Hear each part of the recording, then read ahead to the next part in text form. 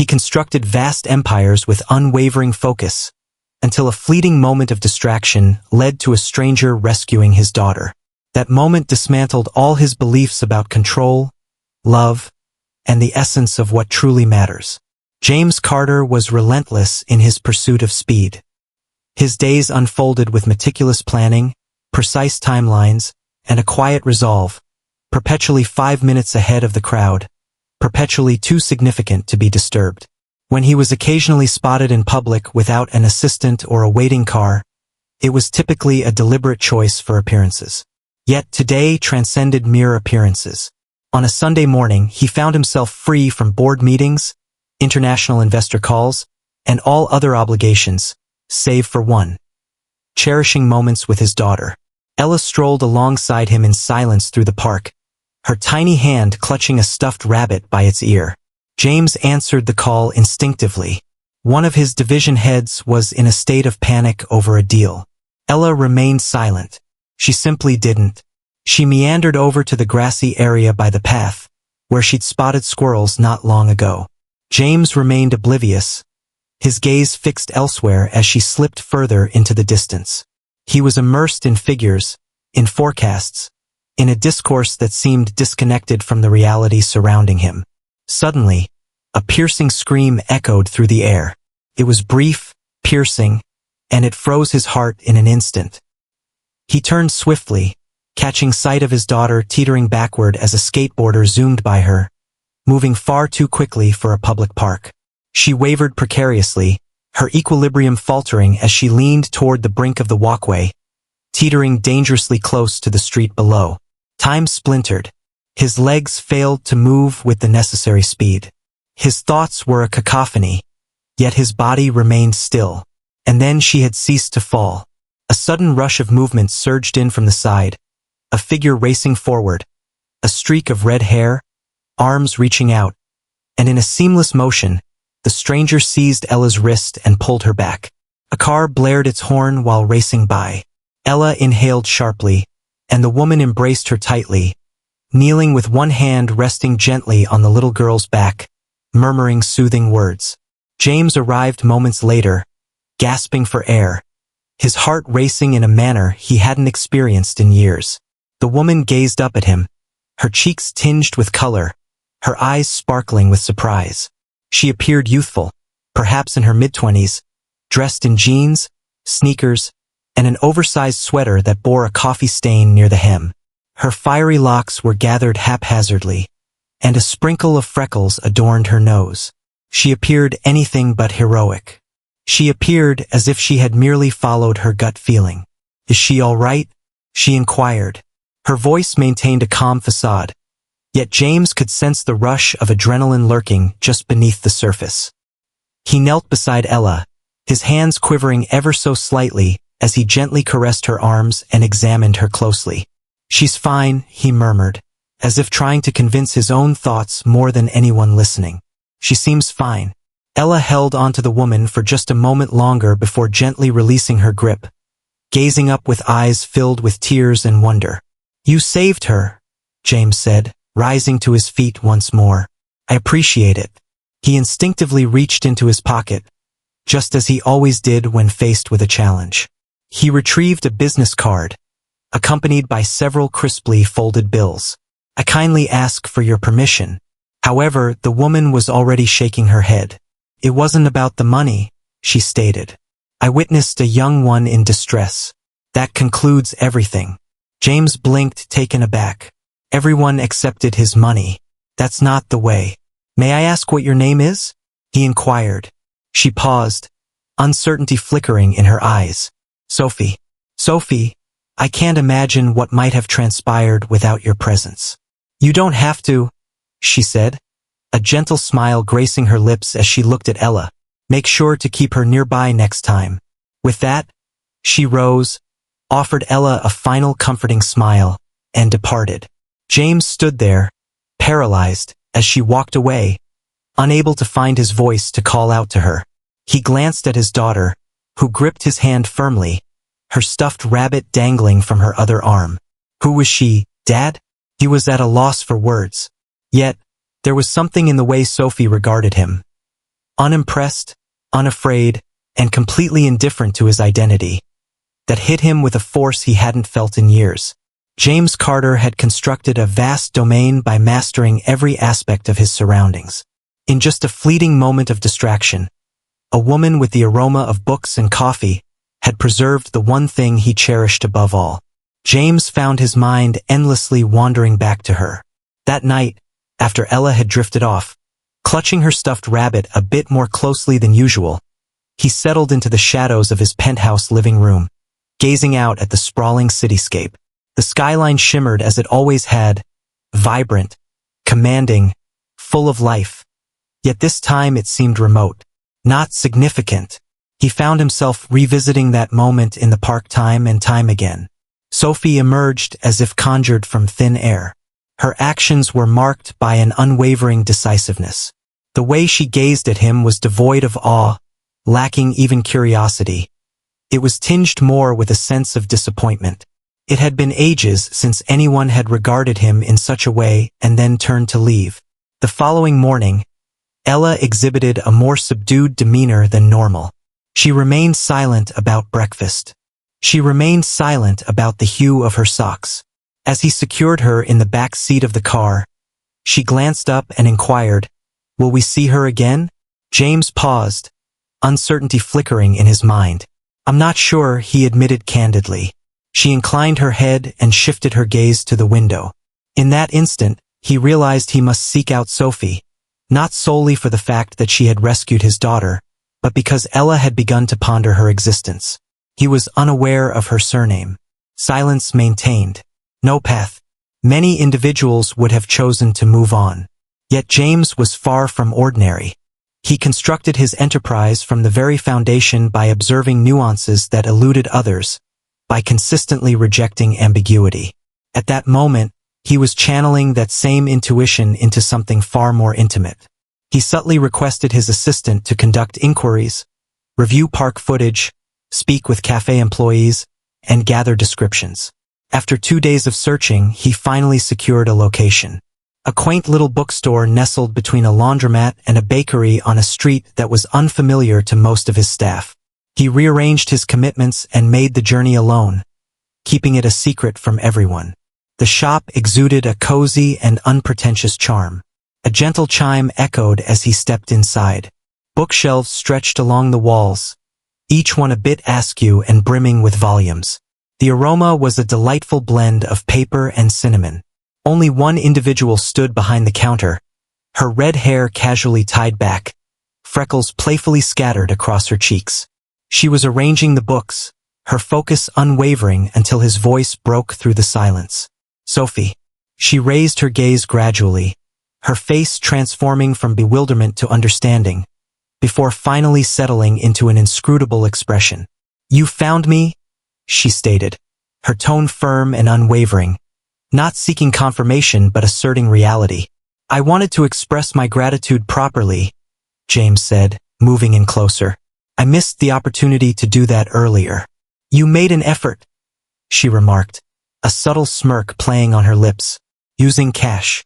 He let out a breath, feeling a flush of shame. "That seems reasonable. I find it unusual to be at a loss for words." "Indeed, there is no obligation on your part. I didn't do it for any kind of recognition." "Indeed," he remarked. "However, I would still love to treat you to a cup of coffee. If you would permit me." She observed him intently for a brief moment, then shifted her gaze to the clock. "A brief interlude awaits me in 15 minutes. A location right next door awaits." He gave a slight nod. "I will wait."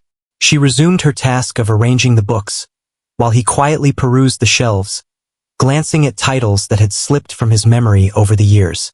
The tranquility of the bookstore enveloped him, leaving him with an unsettling sense of being unready, as if he had entered an alternate realm devoid of any guidance. 15 minutes later, they strolled into the cafe.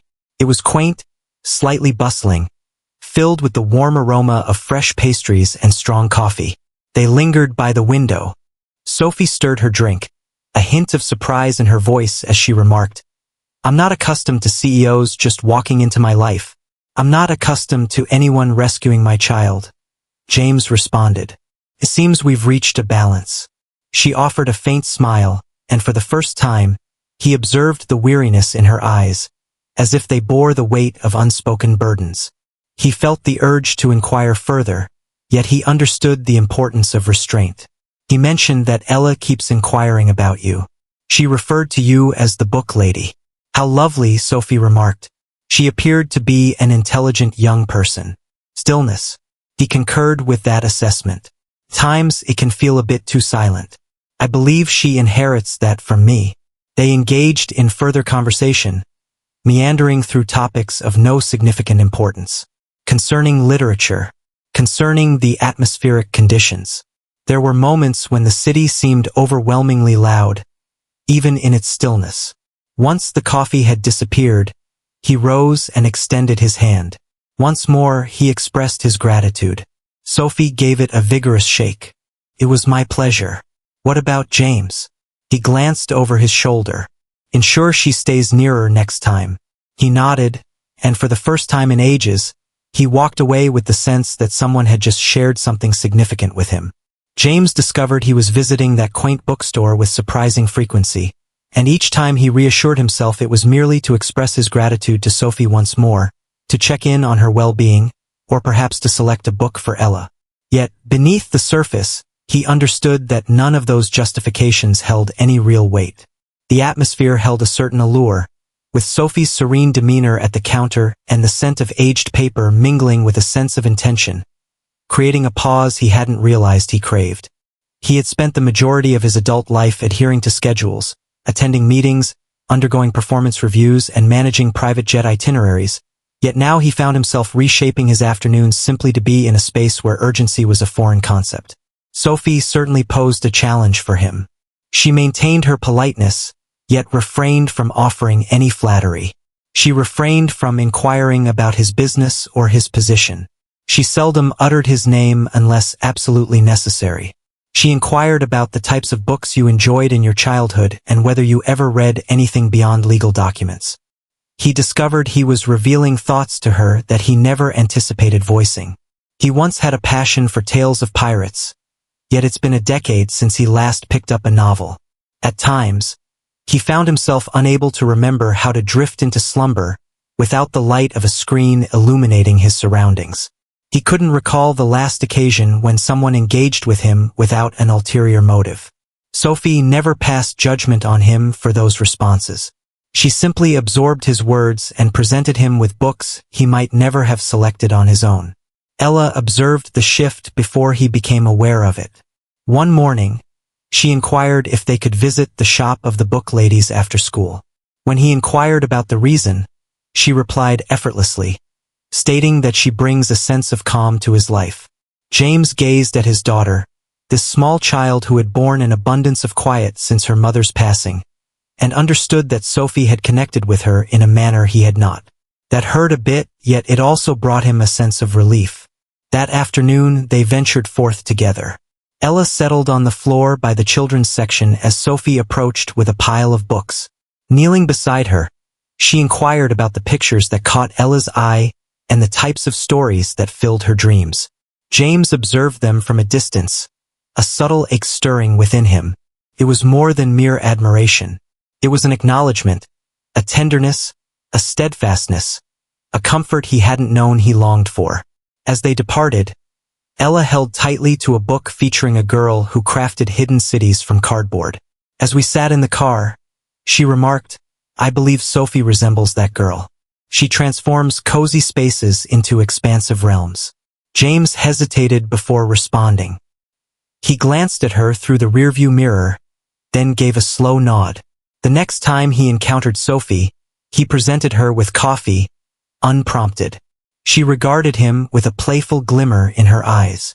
"You don't strike me as the type to stand in line," she remarked, accepting the cup. "Perhaps I'm exploring a different approach," he responded. They lingered in the serene store that afternoon, both unhurried and at ease. He shared with her the story of a deal he was meant to fly to Hong Kong for, but had decided to delay. She inquired of him the reason. He paused, then said, "Lately, I've begun to understand that the things I never prioritized before might actually be the only things worth pausing for." Her lips remained uncurled. She simply remarked, "That's a tough lesson to grasp." Indeed, he consented. "However, I am still in the process of acquiring knowledge." Before he departed, Sophie gazed at him and uttered words that resonated within him for days. "There's no need for you to change who you are, James. Sometimes you simply need to allow the stillness to envelop you." He remained silent, but as he stepped out of the shop and into the clamor of the street, it dawned on him that she was the sole person in his life whose words had ever compelled him to pause. And for once, he felt no urge to escape it. James was taken aback by how quietly his life began to change. It wasn't that he abruptly ceased his role as CEO or allowed his empire to crumble, but there was an unmistakable shift in his rhythm. It was his team that first observed. The meeting commenced at 10 rather than the scheduled 8. He ceased to linger into the late hours poring over reports. His assistant started marking off sections of his calendar that were described ambiguously as personal. No one voiced their doubts, but an unspoken intrigue lingered in the way people looked at him, as if they were attempting to unravel the mystery behind this new iteration of James Carter, who now occasionally smiled for no apparent reason. 2 weeks had passed since that afternoon in the cafe, and James felt an irresistible pull toward the bookstore, visiting it every few days. It turned into a routine, one that lacked any commercial logic or strategic significance. Yet he persevered. Occasionally, he assisted Sophie in unpacking boxes as the new shipments arrived. At times, he would find himself in the children's area alongside Ella, as Sophie attended to the customers at the register. In those quiet moments, when the store lay still and the clock seemed to pause, their conversations would flow effortlessly, weaving through thoughts and stories, rendering time itself inconsequential.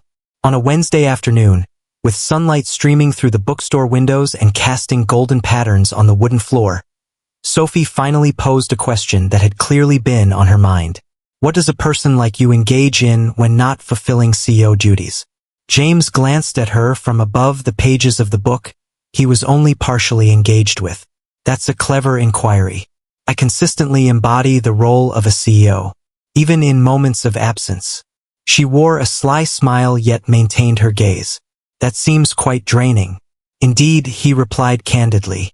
"This is likely the reason this place evokes a sense of, I'm uncertain, as if I had been holding my breath without even knowing it." Sophie fell silent, and for a brief moment, they lingered in the comforting stillness, the gentle flutter of pages the sole sound connecting them. Then she inquired, "What was your wife like?" James found himself at a loss for words. It wasn't that she didn't occupy his thoughts. She did, frequently. However, he found it challenging to share her presence with anyone else. After a moment of reflection, he remarked on her kindness. Calm and composed, she cherished the melody of the waves yet despised the gritty grains beneath her feet. She effortlessly brought laughter to Ella. Sophie nodded slowly, reverently acknowledging the memory while maintaining a respectful distance from it. "Ella is exceptional. You're aware of that, aren't you?" "I do," he said, his voice barely above a whisper. "At times, I find myself anxious about whether I can truly meet her needs." "You don't need to be all things," Sophie remarked. "Consistency is key. She doesn't require an ideal father. She simply requires someone who remains." That sentence resonated profoundly within him. He had invested so much time striving for perfection in every aspect that he lost sight of the significance of just being present. Later that day, upon returning to his office, he settled into his chair and gazed out the window, the city unfolding beneath him. He pondered Sophie's words, reflecting on the countless hours spent trying to gain the approval of those who were unfamiliar with his true self. About the young girl at home who longed for him to shift his focus from assessing his worth in board meetings to cherishing moments filled with bedtime stories and shared pancakes.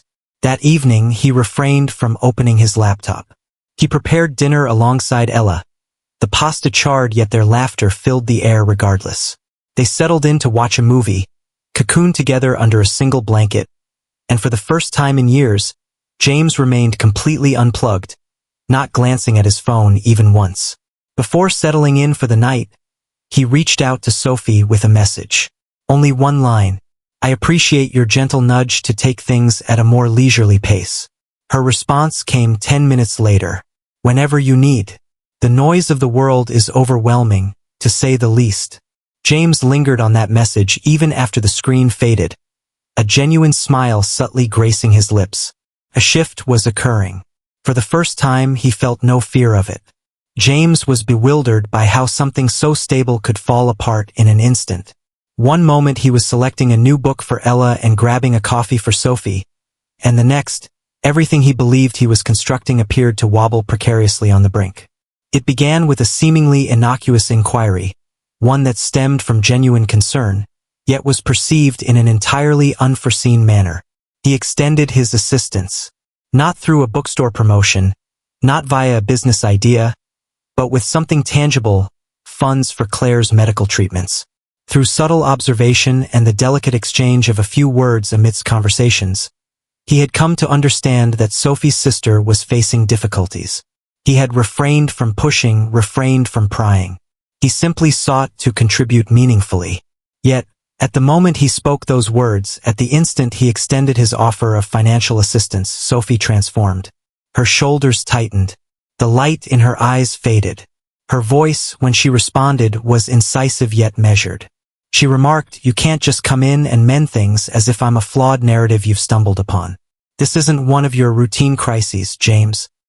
He was taken aback, not due to her anger, but because he hadn't comprehended the profound significance she would attach to the gesture.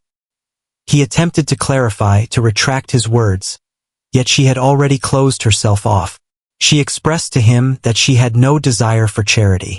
She had dedicated her entire life to mastering the art of shouldering responsibility by herself, and the instant she permitted someone like him to step in, even for justifiable reasons, she dreaded losing the ability to stand independently. He lingered in the heart of the bookstore, cradling the coffee he had brought for her, feeling like an outsider once more. He never intended to hurt her feelings. He never intended to cross the line. Perhaps that was the issue. He struggled to understand how to nurture someone without attempting to dictate the result. She requested that he depart. Not eternally, not harshly, but resolutely. "I need some space," she said. "You haven't done anything wrong, but I must remind myself of my identity when I feel ungrateful towards you." The pain was greater than he had anticipated. He departed silently, setting the coffee down on the counter, still untouched.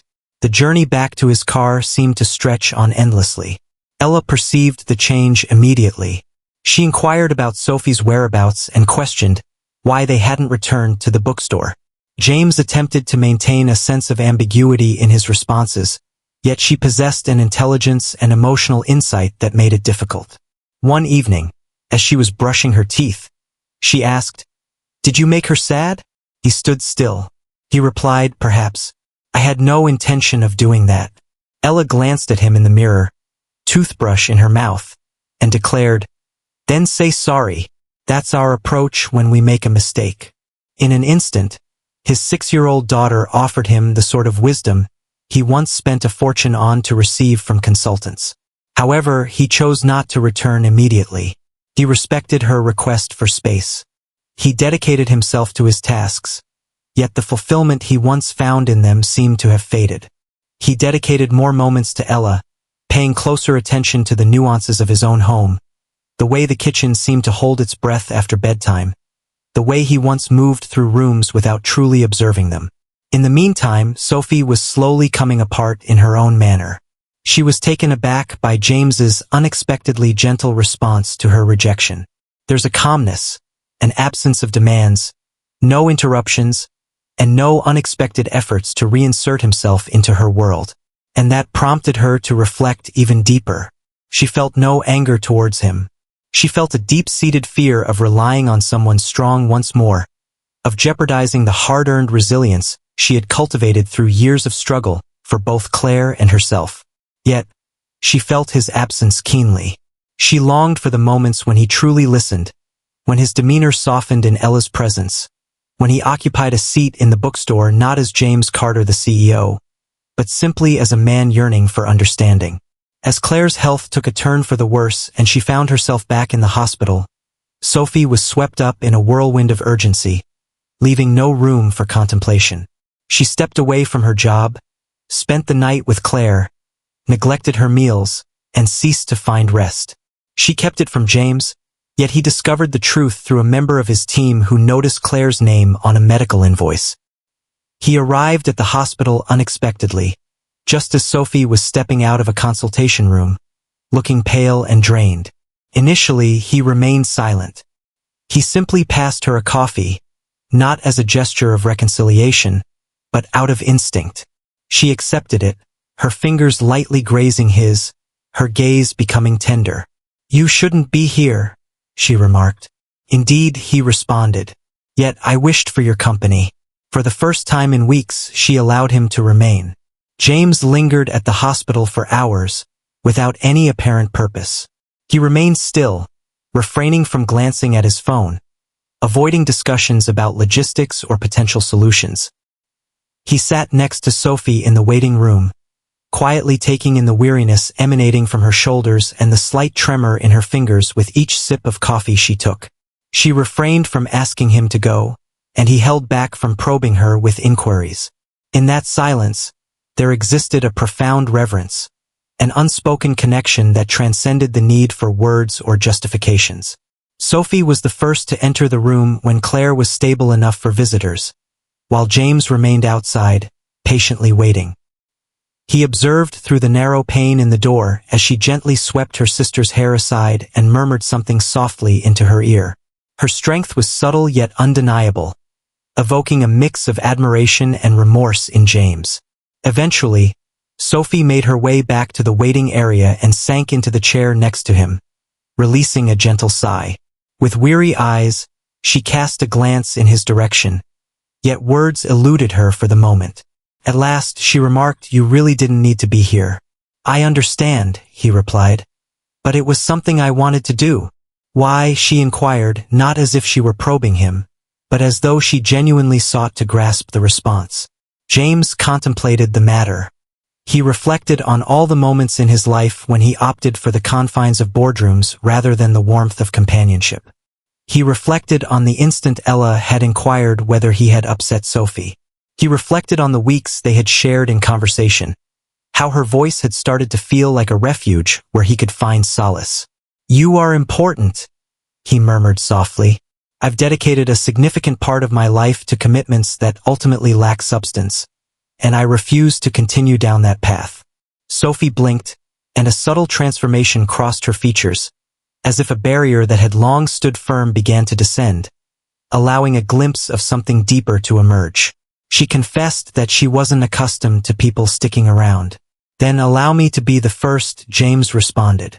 In the days that followed, James returned to the hospital unbidden. He arrived with fresh clothes, takeout that was far from the usual vending machine fare, and a portable charger that Sophie had overlooked but now realized was essential. He engaged in card games with Claire during her moments of clarity, absorbing her sharp wit and strong sense of self, never once attempting to mend anything. That was what captured Sophie's attention the most. He entered not as a hero or a deliverer. He arrived as a person who had mastered the art of remaining poised and contributing meaningfully. Ella made a visit, taking a seat next to Claire and reading aloud from a book that Sophie had suggested.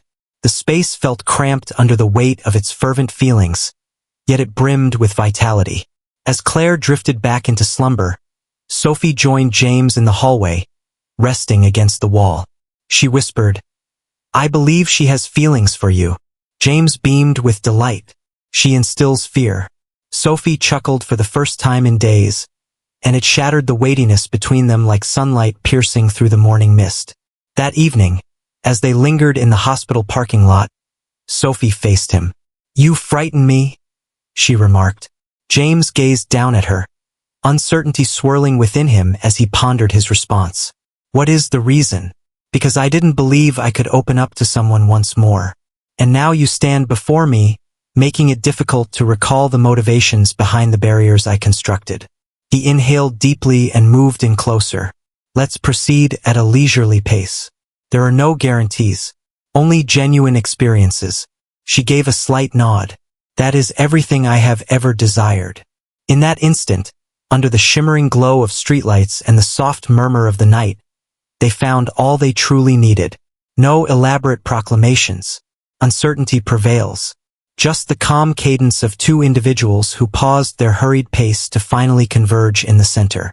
Sophie came back home from the hospital a few days later, accompanied by James, while Claire was already displaying signs of improvement. A new kind of silence enveloped them, devoid of awkwardness or separation, replaced instead by a sense of ease. It was as if, during those restless hours beneath the harsh glow of fluorescent lights, they had uncovered truths about one another that transcended the limitations of language. James stayed put as they entered the modest apartment.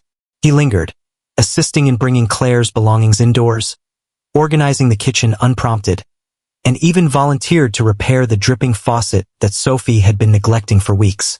She allowed him to proceed. She allowed him to go, and that alone seemed like a step forward. He began to appear more frequently, yet always in a manner that felt pleasantly unobtrusive. He was not present to assert dominance. He occasionally brought Ella, who now dashed to Sophie without a moment's pause, tugging her by the hand into the children's section of the bookstore as if they had been inseparable companions for ages. Sophie knelt beside her, assisting in selecting books, while James lingered nearby, observing them both with a newfound softness in his expression that had not been present before. Not the softness of someone who was losing power, but the softness of someone discovering the profound essence of genuine generosity. They started to share their evenings, occasionally at Sophie's place, where James lent a hand in the kitchen, despite inadvertently scorching half of the dish. At James's penthouse, Sophie often chuckled at the immaculate surroundings, urging the windows open to break the unsettling silence that enveloped her. They shared glimpses of their histories, with a sense of caution and deliberation. James recounted the years following his wife's death, describing how he immersed himself in work to such an extent that he lost touch with his role as a father. Sophie shared her story of having to mature quickly, explaining how looking after Claire had transformed her into a person she sometimes struggled to identify, yet could never hold any bitterness towards. One night, as Ella drifted off on the couch, a half-read book resting in her lap, James glanced at Sophie and inquired, "Do you ever ponder what lies ahead?" She paused before responding. She tucked a strand of hair behind her ear, gazed at him for a lingering moment, then spoke. "I used to fear making plans that extended so far into the future. When it seems like everything is on the brink of collapse, hope begins to take on a perilous quality." He nodded slowly, grasping more than she had anticipated. "But what if it holds together this time?" Sophie smiled, a subtle, gentle smile, the sort that held the burden of countless tentative aspirations. "Perhaps we could create something together, in unity, with great attention, with each passing day." Thus they proceeded. They took their time. There were no sweeping proclamations, no significant transformations. Simply deliberate, thoughtful steps bringing us closer together. James welcomed Sophie and Claire into his inner circle, not as mere employees or projects, but as individuals he genuinely valued. The responses varied, yet he remained steadfast. He started transforming aspects of his company to embody the principles he learned from Sophie: integrity, community, and balance. Whispers circulated about the extent of his transformation. He was indifferent. Sophie continued her relentless pursuit of her tasks. She was perfectly capable of saving herself. Yet, she allowed him to bear the burden at times, and in return, she assisted him in shouldering his own. Ella thrived in their presence, no longer characterized by her shyness but by a vibrant curiosity, a playful sense of humor, and a newfound confidence rooted in the profound love she received from both a father and a woman who embraced her as if she were her own. It wasn't flawless. Moments of uncertainty, miscommunication, and reluctance emerged.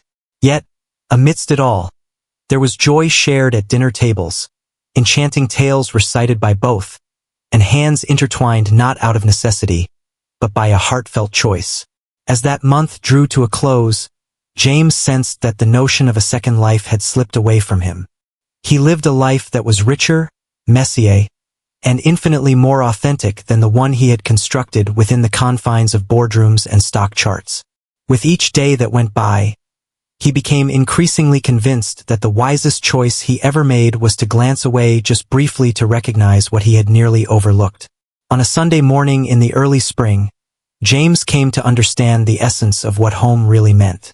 The apartment was infused with a subtle aroma of coffee and pancakes, the sort that Sophie had a knack for making just a tad too crispy around the edges. The windows were ajar, allowing a gentle breeze to dance through and ruffle the curtains. Ella perched at the kitchen table, her hair tousled from slumber, a crayon clutched in one hand and a sheet of construction paper in the other.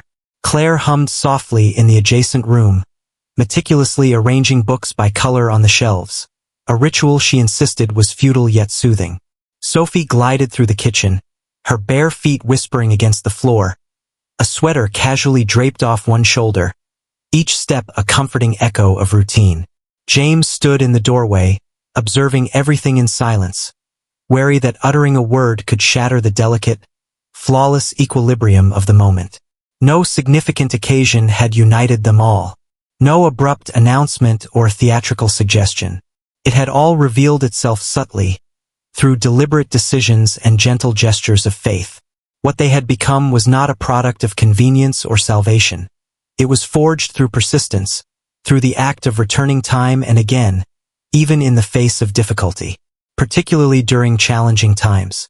Sophie caught his gaze and arched an eyebrow in curiosity. "You look like you've just seen a ghost," she remarked, as she poured coffee into 2 mugs. "I believe I just witnessed my existence," he responded, remaining rooted in his position. She offered him a cup, their fingers grazing, her touch warm and reassuring. "Is this the existence you envisioned for yourself?" He gave a slight shake of his head. "Negative. It has improved." They gathered around the table, where Ella showcased her drawing with a sense of pride. There were 4 stick figures holding hands: James, Sophie, Claire, and her, each adorned with oversized smiles, accompanied by a sun nestled in the corner of the paper. Above the figures, she had inscribed a single word in bold letters: "Us." James gazed at it for an extended moment, his heart constricting in a manner that wasn't painful, merely a reminder of all that he nearly overlooked. He gazed at Ella, then Sophie, and declared, "I want to frame this." Sophie chuckled, her tone imbued with warmth. "Do you really want to display it in the same space as your $1 million art collection?" He expressed his desire to display it in a place that holds true significance for him. That afternoon, he guided them to a property just beyond the city limits. It was understated and spacious, featuring a porch that embraced the front and wildflowers that flourished freely at the borders. "A few weeks ago, I acquired this place," he shared with them as they basked in the sunlight, the wind playfully tugging at the ends of Ella's dress and Sophie's hair. "I found myself uncertain about the right moment to share this with you. I simply knew. I sought something that was shared among us all." Sophie gazed at him, her face a canvas of mystery for an instant, before she extended her hand toward his. "Are you really prepared to trade in towering skyscrapers and sleek glass walls for this?" "I'm not relinquishing anything," he declared. "I'm leveling up." On the inaugural evening in their new abode, they savored pizza on the floor, devoid of furniture, enveloped by boxes and the sound of laughter. Claire debated passionately about which room offered the most stunning view. Ella took possession of a window seat, transforming it into her personal reading nook. James and Sophie found themselves side by side amidst the chaos, comfortable in their silence, effortlessly connected without the need for words or plans. As the stars started to twinkle in the vast expanse above, Ella nestled close and softly murmured, "I'm thankful you weren't distracted by your phone that day, Daddy." James pressed his lips gently to the crown of her head, enveloping her in a warm embrace. "So do I," he replied. In that fleeting instant when he averted his gaze, the entirety of his existence had come rushing back to him. Not in corporate meetings or news articles or statistics, but in affection, in opportunities for redemption, and in the gentle, unwavering cadence of a family that discovered one another through sheer, flawed, exquisite serendipity.